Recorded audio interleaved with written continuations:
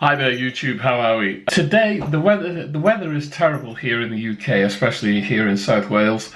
Storm Dennis is coming in and creating havoc, which means a couple of things. One, I can't go out drone flying, and two, well, it's just a horrible day outside. So I thought I'd do a video today to talk about a number of things, mostly about my love of aviation, and like everybody else, lots of other people, all you guys out there in YouTube world, we all love aviation, but we're drawn to it through different means and different kind of avenues, and I thought I'd talk about that. And also today I'm going up to my friend's shed.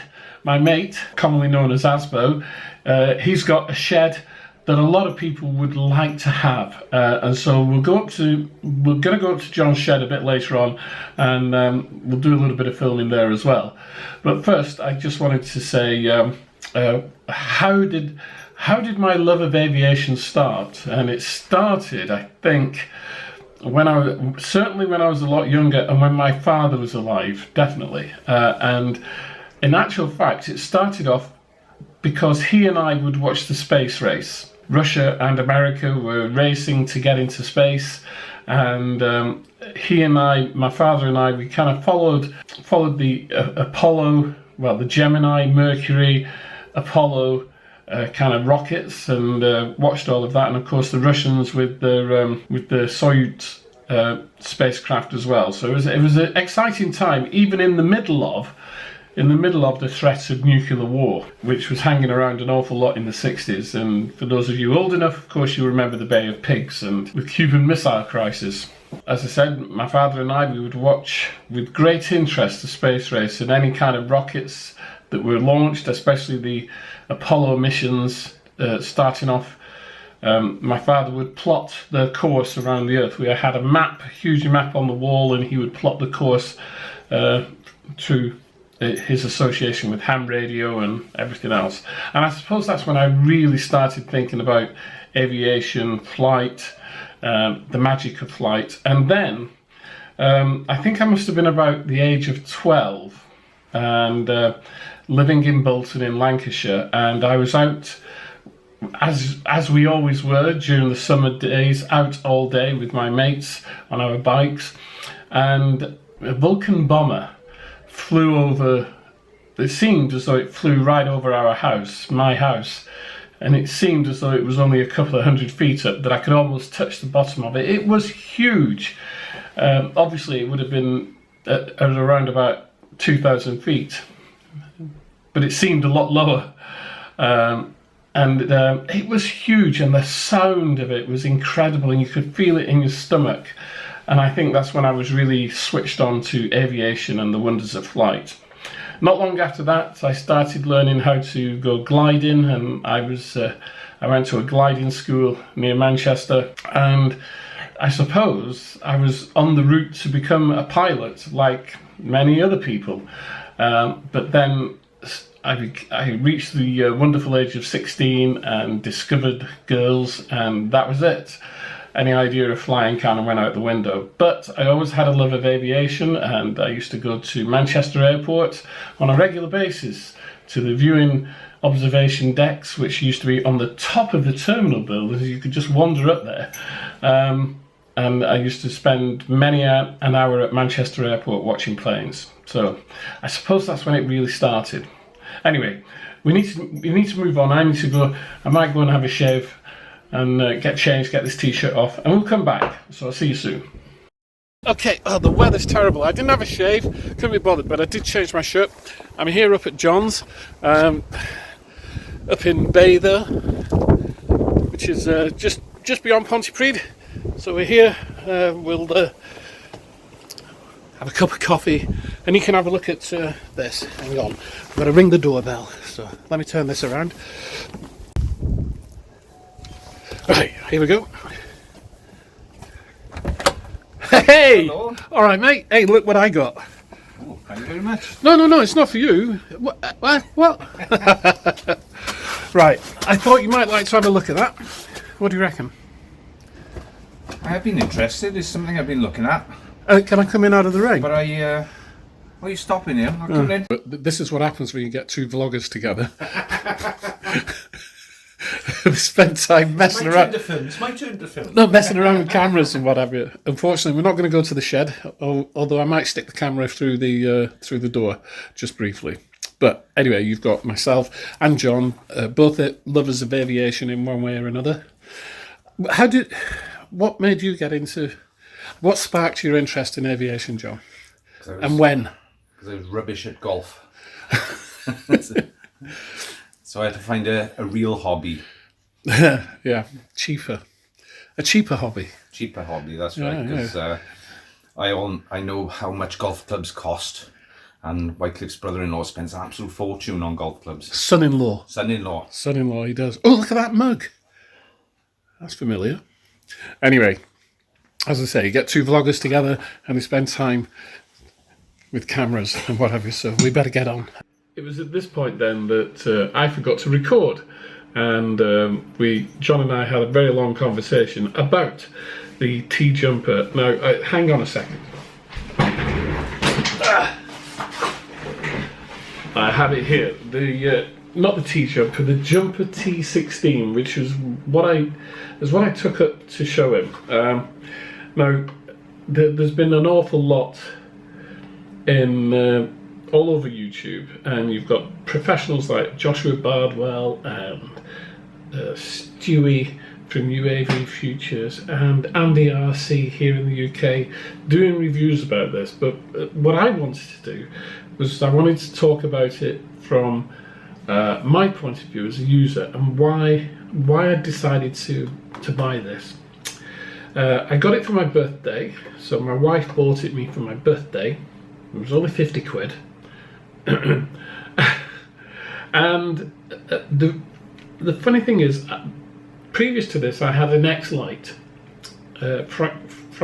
Free Sky X-Lite, which I thought was brilliant, but as I explained in John's video, that after a few hours of using it, it was a bit like using an Xbox controller, like that. It was very small, and I felt really, as my shoulders would ache, I would get cramp, and I just wanted to go back to a full form factor of a radio like this. And the beauty of this is that it's multi-protocol, and it just feels nice in the hands. At the back here you've got rubber kind of grips. It's so easy to use. You've got a fabulous menu system. I don't know whether you're going to be able to see it, whether you can turn that down a bit. Yeah, you can see it. But we've got the menu system here, and you can page across, so you've got all these pages up here. Yeah, and it's just so much easier to use than the old Tyrannus X9D, where you had a window, but it was a plain colour. It was just plain blue, and it was very cumbersome to get around that. All the switches do the same thing. The build quality on it is superb, and for the price, it's a lot cheaper than the Tyrannus X9D. Anyway, so that's what happened at this point in the video, but unfortunately Wycliffe from in the past is not as clever as Wycliffe in the future, which is me. Anyway, let's get back to the video, and you can see what else that John and I did when I went up there yesterday, and I still haven't had a shave. Okay, so before we get into the shed, John, your 3D printer, what make is it? It's the Creality Ender 3 Pro. Can you show us that, John? Yeah, because it's so cold in the conservatory, I wanted to try and give it a stable environment. So I built this this containment. You see the temperatures in there? 31.5 degrees. So a little bit. It doesn't feel like 31, but it is warm. It's a lot warmer because it does get cold in the winter out here. I don't know what I'm going to do in the summer. What are you printing there? That's going to be a foam mount for my particular car. That actually fits on the surrounds. So I'll try it, see if it works. Cool. So I just thought that's mean you can try these different things now. Excellent. 3D printing. the shed, TWS headquarters, Team Willie Sheep Reviews headquarters. There's a slate up there. And you did this all yourself, John? You built it's it? all hand built. Took me about 2 or 3 months to put it all together. Even the windows are handmade. Really? I'd love a shed, I just haven't got the space. Be careful with the decking, because the decking. So let's just have a look inside what a proper man's cave is. A little Welsh love. There we are. It's alarmed and everything. A bit untidy, but that's It's tight in it. rather. It shows that it's worked in and lived in and loved. And if you're an aviation nut, not a nut, that's the wrong word, I think. But if you're Lunatic is the right word. if you're into aviation, then this is the type of thing you need. And there's just so much in here, John. I don't even. What was the last thing that you built? Was it that? It was that, I think, wasn't it? Oh, this was my last review model. Carrying a very nice LED light. Yeah, I think the battery's on, isn't it? Oh, that's quite nice, isn't it? That's when I'm filming. Oh, it gives a good light, doesn't it? And with this light as well. Yeah, and this. There's plenty of light. Yeah. So we going back right into the back of things. So there's a couple of quads in the process of being rebuilt. I know that you said you was trying to fix these. This plane is another aerobatic model that I haven't finished. And watch your head on the quad above your head. The big one. So what's wrong with these quads? I know you said you couldn't remember how to build them, wasn't it? You'd forgotten how to do them. I can't remember why I took it. There's obviously a fault. There was a flight controller issue with one of them, which I've swapped out. Probably that one. I was going to cover it in LEDs. Yeah. That's what I was going to do. I'd put add the cover. Yes. And that was going to glow. That was my ambition, to get a real bright glowing whole canopy on it. This one was an older unit. I think I pinched something out of it, and I haven't put it back together. It's funny. I probably got enough to build 2 quads at home with bits. This canopy is on one of my quads, which I got off you, and I've still got it. I replaced the motors though, because the DYS motors that were on it originally that you put on. Oh yeah, they've proven themselves then. Yeah. Oh, they were brilliant motors, but I think they were just one of them was failing. They weren't good enough for the hype train. They wanted bigger, better, more expensive, but they've lasted. Well, the thing is, it's like anything at the moment. I think I had a conversation with Nigel the other day about spending money. Yeah. And like you can get an all-in-one stack now. It's got everything on it. ESCs, the lot, everything's on it. 34 quid. But you get one fault and then you got to... Yeah, but that in comparison to having a flight controller, power distribution board, and 4 ESCs. Yeah. You know. £100. Yeah. So what he's done, he's there's your old case from your Tyrannus. The old shell. Yeah, the old shell. Look at this, motors hanging around. What's it? Is that a balancer? What's this? Yeah, prop balancer. Prop balancer. Don't see those very much these days, do you? A couple of old helicopters down there. Oh, you want to see a helicopter? My head again on this big quad there.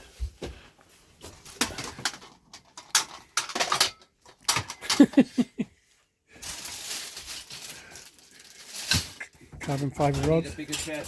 Need a bigger shed. Oh, you do. I nearly came up here the other day because I had a problem with one of my quads, and I had to get a bolt out, and I couldn't get it out. And I thought, John will have the tool. Oh my God, look at that.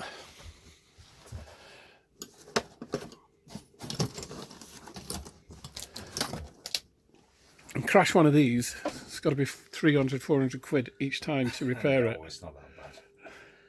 Well, they've all the head goes. You have a spare one? Oh, you have a spare one. 2 spare ones. 2 spare. What we would normally do is create a head, keep it spare, ready to go, all configured. Yeah.